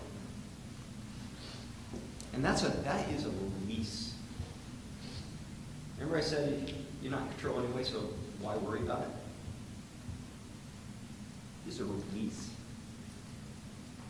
Now, we pushed writing, because you know why writing is really important? All of you folks out there, it's about voice and meaning, right? Once you get past the road, it's about voice and meaning. We push literacy because then you don't have anyone else to read for you. You read yourself, you can determine yourself. We really broaden the experiences of text. And I was thinking about that experience that Irv mentioned earlier. So, Bordeaux doesn't believe in merit. I was thinking about the experience when I first started at Sandburg. Just kind of dive in. Did more of the damage I thought I was going to do. So, when we use this as a graphic, that the game is rigged, And if we're going to fix it, we're going to be fair, we have to allow young people to navigate that. And that's not blame. That's just the way it is. But we have choices. Aren't we here to empower our students? You live in the world of high-stakes exams. That doesn't say anything about the quality of the spirit. It doesn't say anything about the grace of the culture. But we need to advocate. We can. It's not that big a deal.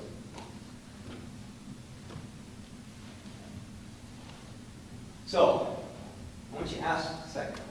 How does my own couple minutes, how does my own cultural background affect how I interact with children, adults, families in our school? You're from Iowa? How does that affect you? How do the language and cultural backgrounds of the children and their families impact how they interact with their teachers and the school? Here's something to think about.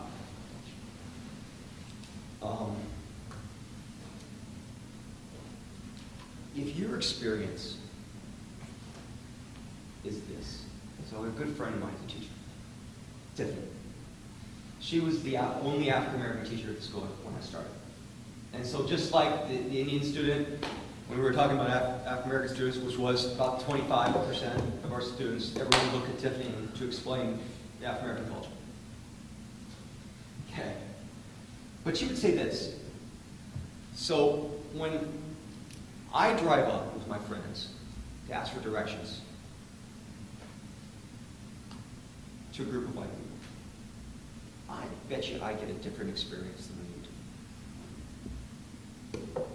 And that's a powerful experience. Because it shapes, it's not a blame, but it shapes your perception.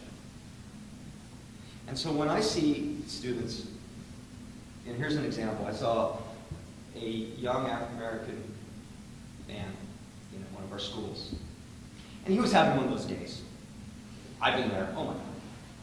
I've been there. Talk about 7th grade again. And there were 2 teachers who followed him all the way down to the class. And my thought was, where's he going to go? Why did you let him do it by himself? But I wondered what we brought to the. Do you remember talking about the moment?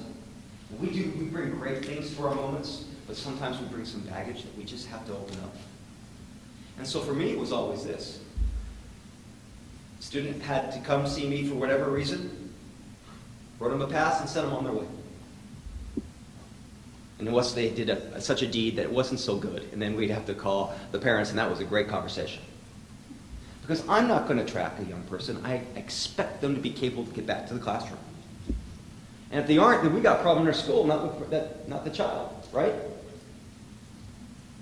So I want you to then think about how does the cultural background of our staff affect how we interact with our students, adults, and families in our school. Take 4 minutes because this is pretty deep stuff.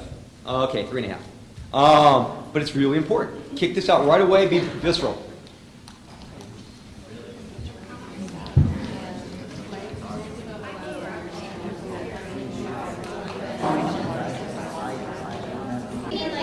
You want 2 more minutes? My bad. All right, let's give you 3.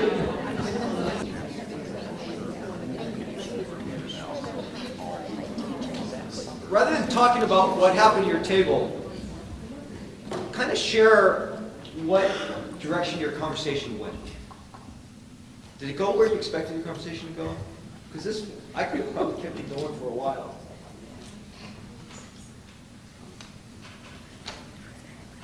Did you go where you expected to go talking about this, or were there things that started opening up, surprise you? I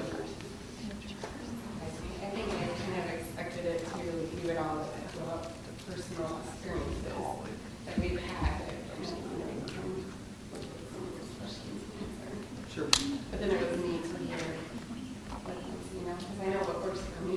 Right. In my past, but, And we shared personal stories that happened within our table, but all those personal stories all came back to the same line, like the same boundary. Like even though we all share different stories of what we've experienced in the Waterloo schools and other schools, we all came back to, this is what it is, and this, how can we do this to better ourselves? So it's kind of a sense of awareness. Any? How do we do back in the table with an ammo bar?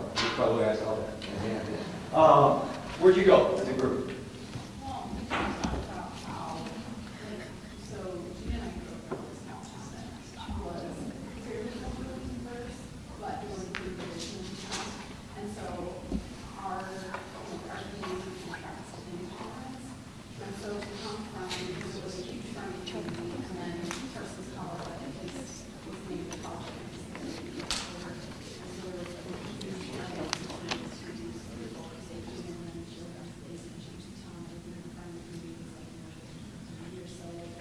Our experience with diversity was kind of intolerant, but we've also traveled quite a bit, and so traveling to communities and things like that has kind of led us to come to the realization that, she's pretty much the same way we go.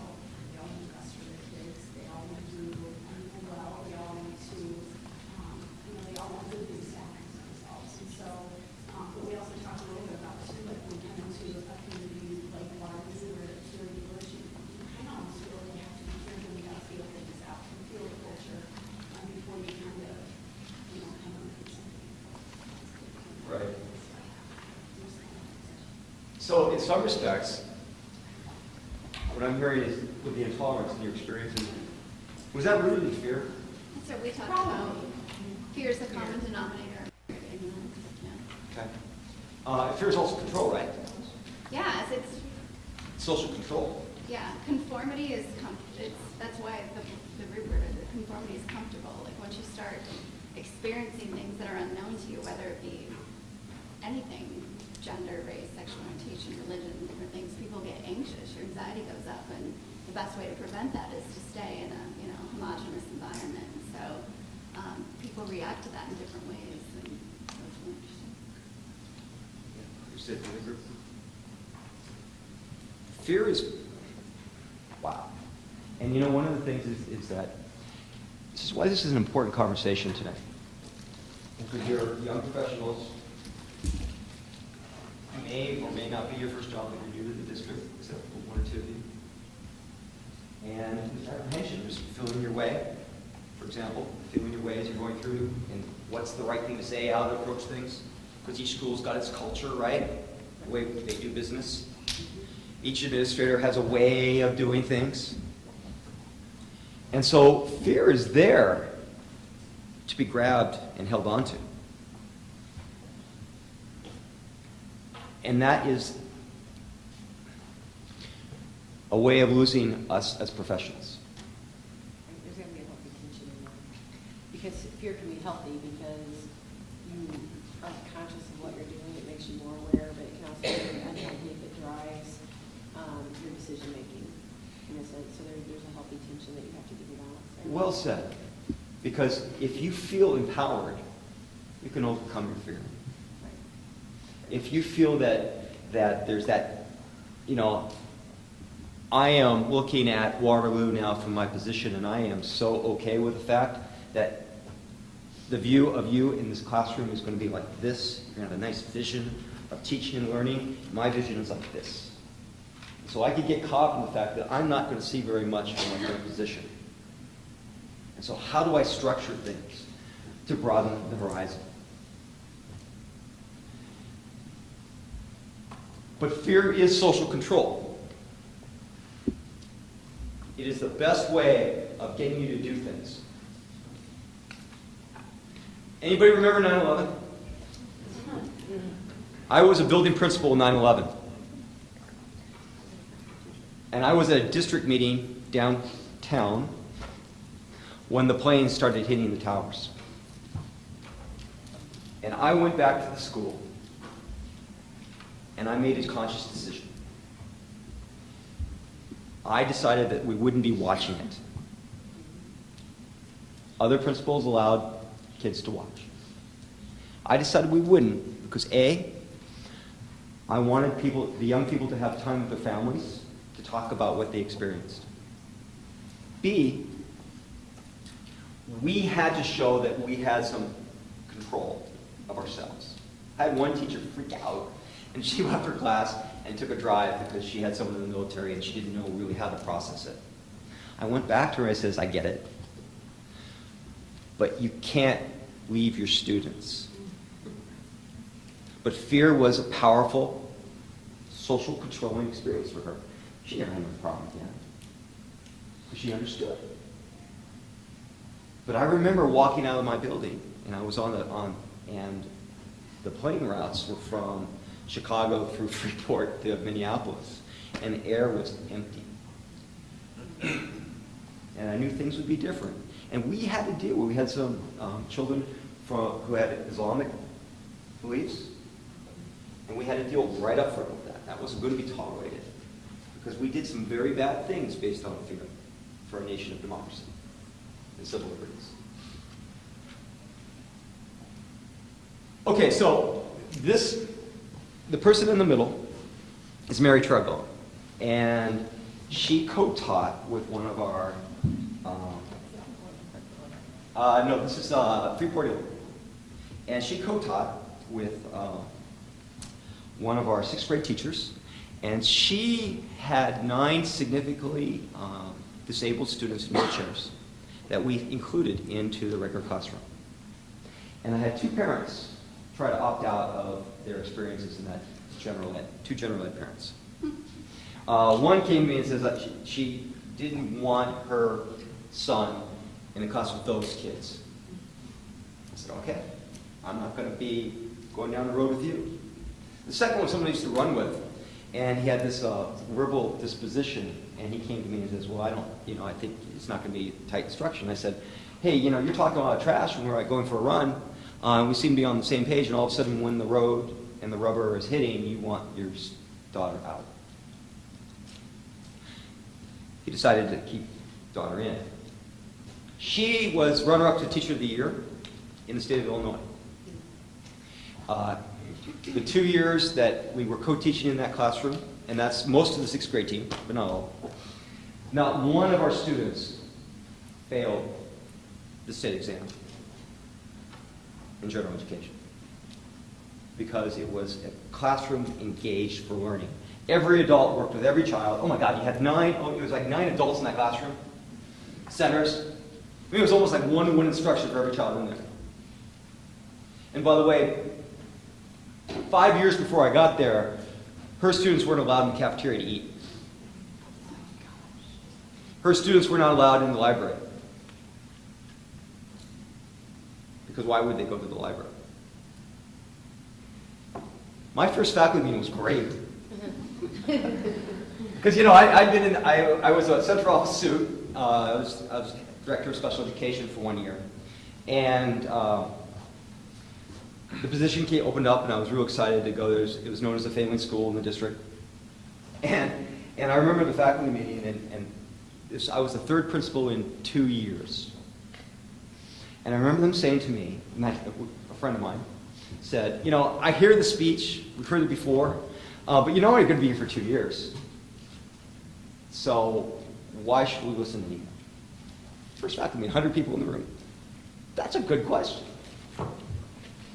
And I said, well, I can't promise you anything other than my commitment is 5, unless the board fires me, and then it's less. But I expect a lot from myself, and I expect a lot from you. And that's how we started it. And we certainly had some interesting discussions. So, those of you, and not that I can't see from the back, although my eyesight is failing. A couple of things. What do we know about free and reduced lunch? When poverty increases, what goes down? Achievement, right? Well, you can say it. You get in your pre-teaching college, right? When poverty goes up, achievement goes down. So, the year before I started, which was 2001, 44% of our students met in reading and mathematics. I'm sorry, 48. I brought it down 1 year, by the way. I went to 44 my first year. And this right here, we had 40% free news lunch. Not one young African-American male passed the state exam. Not one. Now, as poverty went up, we caught the district in 2004. And then we started moving past the state and started accelerating, because this is reading, math, and written language. That's how we judged all tests.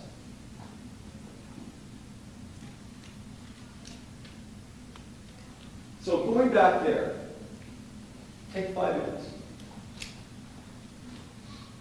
So what are the conflicts that you see when you see a trend that's going up like this and yet you have poverty going up?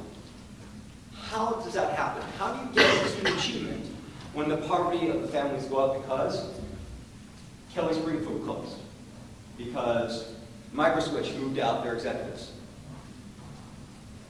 How do you create student achievement when the poverty is going up?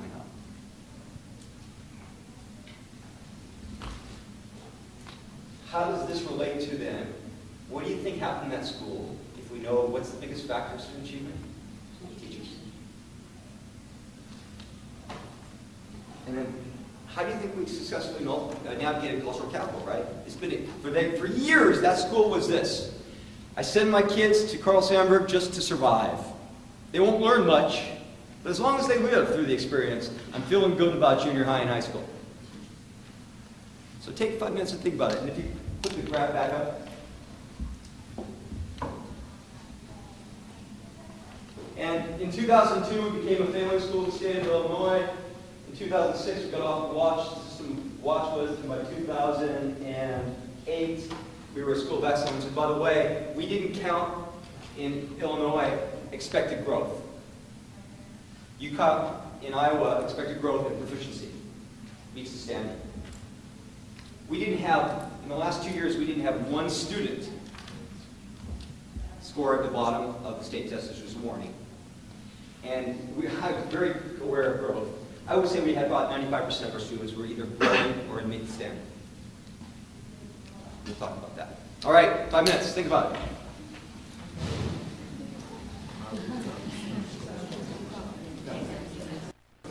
All right. Any thoughts about those questions and what you saw in that bar chart? What changed? What do you think was embedded in that? How do we navigate cultural capital? Do you have any ideas? See, I love the fact that some of you learned is if you avoid eye contact, will he call me? But then it's the other one. It's like, okay, if I give him eye contact, he's not going to call me because I'm going to stare him down. So we had this mix here. It was great. And now I'm conflicted. Do I call on you? Do I call on you? No, I'll go over here. We talked about the mentality shift for teachers from the old sit and get mentality of teaching to the active learning and active participation.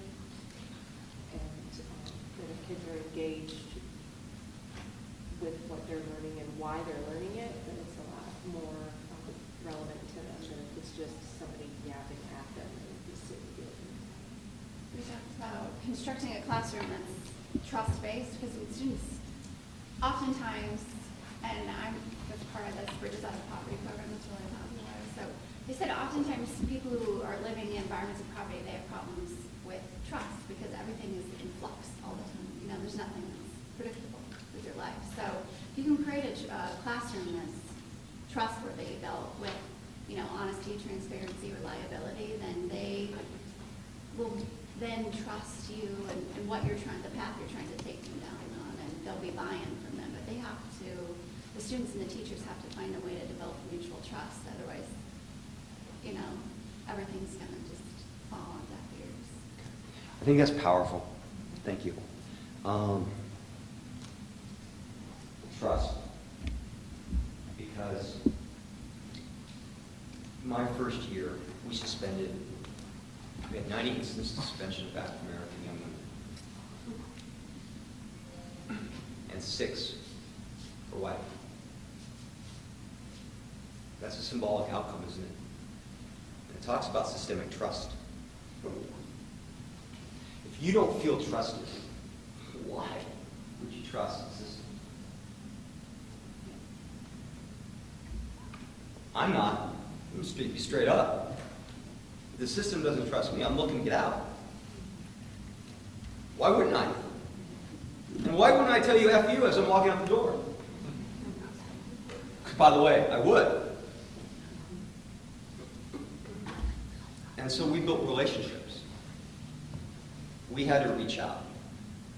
Because when someone doesn't trust you, you sitting back and disconnecting isn't going to build trust. We had to do home visits. We had to bring the community in to work with our young women. And we had to see those engagements as not attempting to change behavior, but to build us a better place for kids to come to school. We weren't trying to change the behavior of the African American young women. We were trying to better school for all children. It's a different framework.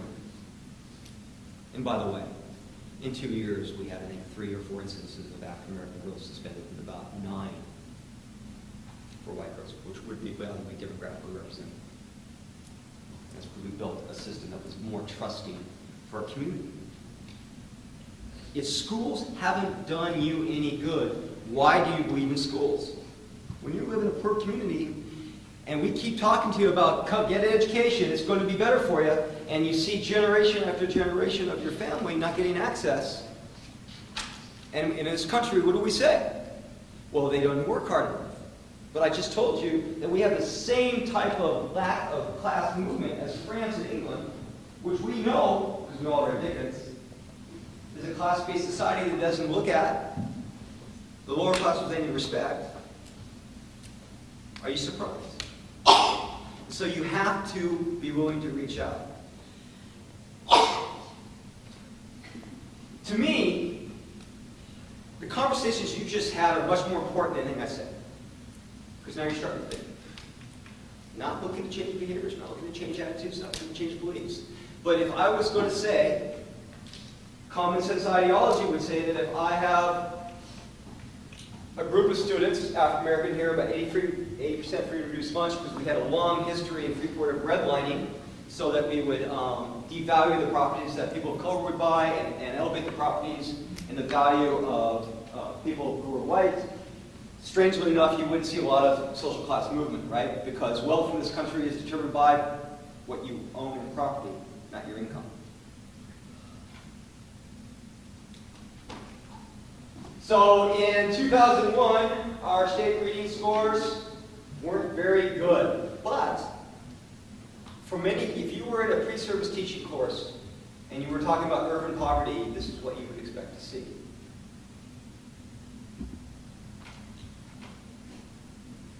So this is 2008, same kids. We still were working with some of our issues systemically with our African American young men. Our African American young women had eliminated the gap between their white peers. Okay. But as you can see, we had moved to a place where we had 60% free reduced lunch, and the state was at 41, and we were beating the state.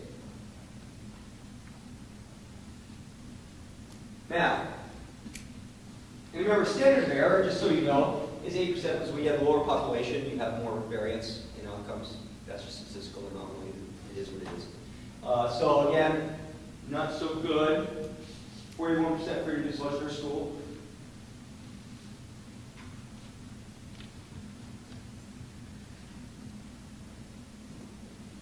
And again, we eliminated the gap of African American women. But we had basically scored our African American students and our IEP students. So our IEP students in 2008 were scoring better than our white middle class kids did in 2001. And we went from 18% identified to 14% identified. Because you know what? We were identifying children of color. That was good. So systemically we looked at it. And what we did, and I was asked pointedly, it was a good question, how did we do what we did? We had PLCs in 2003. By the way, PLCs is kind of an old thing, just saying. Although divorce has been a lot money saved, it's a new thing. So there you go. We were looking at data, and we were assessing to teach.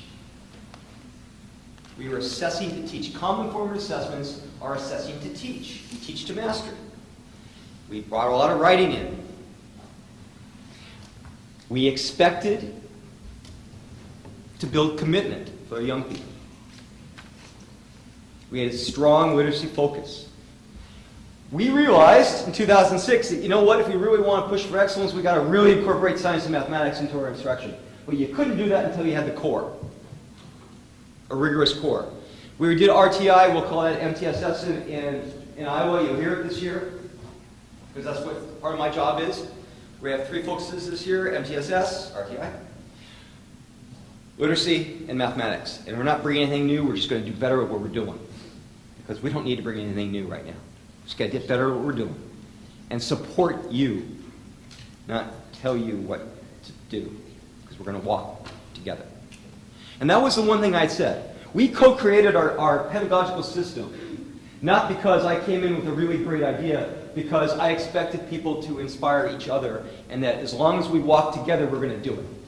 And it's okay if we make mistakes. Because as a system, we're learning. It's a systems approach. So, yeah, I can't see that, so I'll have to walk closer. So here's what the outcomes were. Yeah. And I still can't see it, so that's not a good sign. Our attendance rate was 94%, where there was no difference amongst groups. Our most popular field trip, with $20 cost, and I think we only had a handful of students that we had to support, was going to University of Wisconsin-Madison. And we'd take the entire 6th grade. But this was a school that, you know, the parents were afraid to have their kids go through for 2 years. We had great parent turnout, had a wonderful time. They got to go on Camp Randall Field. By the way, I'm a bad, sure. That might be great. Anyway, they got free lunch by the university because the university realizes 6th grade counts. 6th grade is a huge factor to your outcome in high school. And so you take the entire school to the 6th grade to the university. And why is that navigating cultural capital? Because if you've been there, it's a place, right? If you've walked there, it's not now foreign. If you ate in their cafeteria, good food. It's a place that you see yourself being.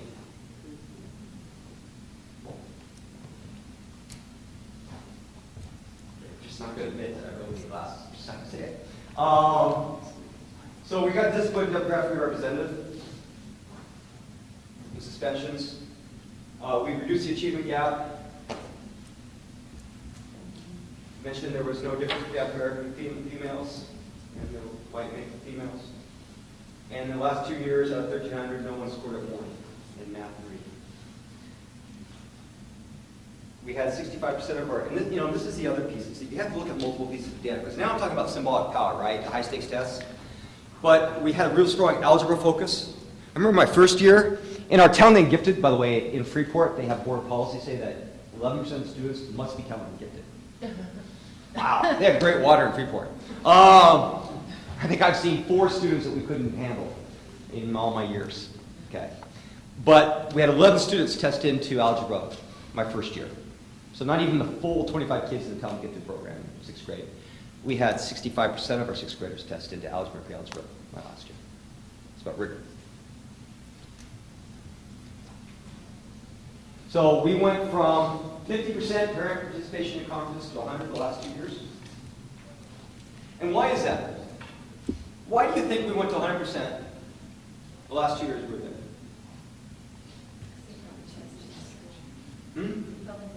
They felt best in school, and the school was working for the children.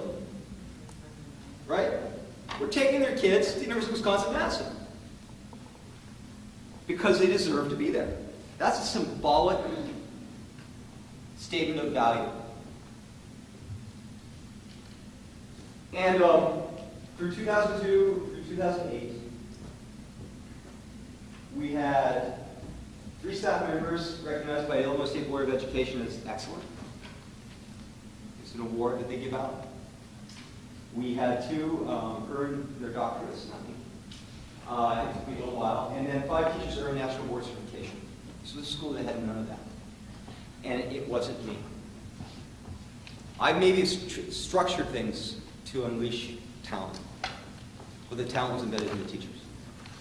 It was embedded in you. And that's why you're here. But do you think, because this was, I remember this so clearly, in 2002, because we did heterogeneous grouping by readings. I detract, okay, another thing, I detract the school, because it was really trapped. You had the talented gifted kids by board policy, you had the almost talented gifted kids, or the kids who couldn't quite get in for some reason. You had the general rabble, you had special education, then you had those kids who for some reason didn't qualify for special education, but we put them in a room by themselves with one teacher. So we had 5 tracks. I detract that pretty fast. I remember though when we were heterogeneous grouping based on literacy skills, one of our great teachers, she was amazing, she initially looked at how many children of color she had in her classroom because she was worried about not getting 100% of the students in standard. So the lack of believing that all students are capable, right? In 4 years, that was never a question with any of our teachers. Ever. Because we had changed that belief, that common sense ideology, changed from that to we can do anything because we're going to work together. We're going to do anything because our parents are going to be committed because they know we're committed to them. It's a different way of living. It's a great experience. I had a remarkable experience. That's why I came here, because when I was teaching teacher leaders in 2012, I felt my experiences in Freeport within the narratives of the professionals that were in the class I was working with. Believe Waterloo is very, very close to Texas. We just have to do a few things like support the school to get things that we say we need to get up and running, to get up and running. And that's okay. It takes time.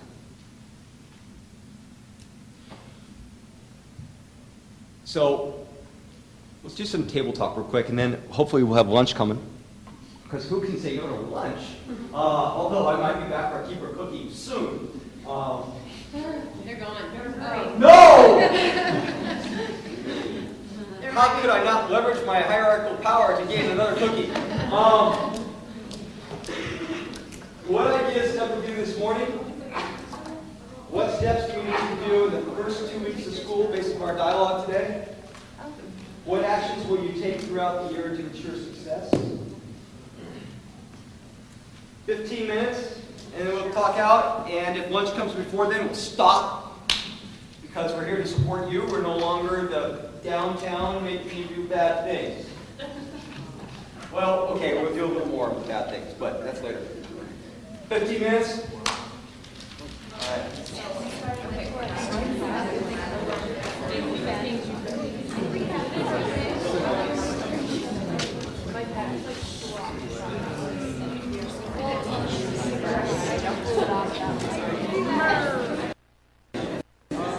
Remember, it's about building commitment. That's my job today.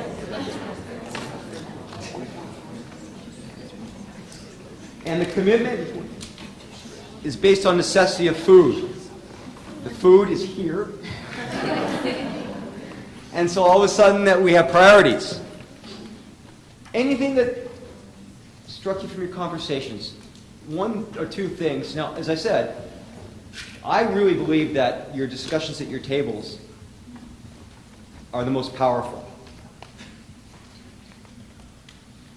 So anything that anyone would share? Or is that physical need of food? Yeah.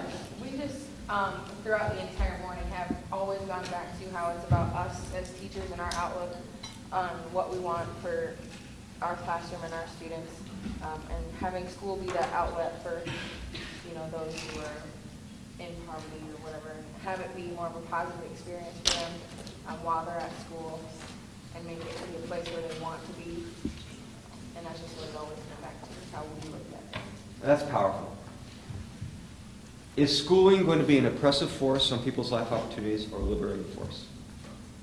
Right? That's the bottom line. On that also. Yeah.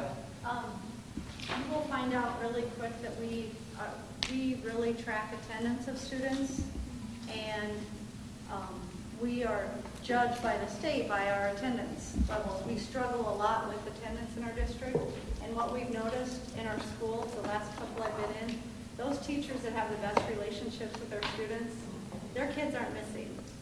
If a kid wakes up with a cough, sniffle, something like that, if that's a teacher that they really trust and they want to be in their room, that they have higher attendance, they have higher parent-teacher conference turnout. So that whole wanting to be at school is huge. You'll have kids come with fever sometimes, and not that we want that, but Right, we don't want the disease piece of that. but there's been kids at our school that have gotten sick, physically sick, but they don't want to leave because they don't want to miss anything. Great point. So, and here we're at the point now where you don't want anyone else to raise their hand because you need food, and you're hoping to God I stop talking. So, it's lunch. All right. Okay. All right, so we have some safety concerns, and I know that Dr. Barney did a great job about safety, so let's all be respectful and responsible and not run over anyone, especially the camera person.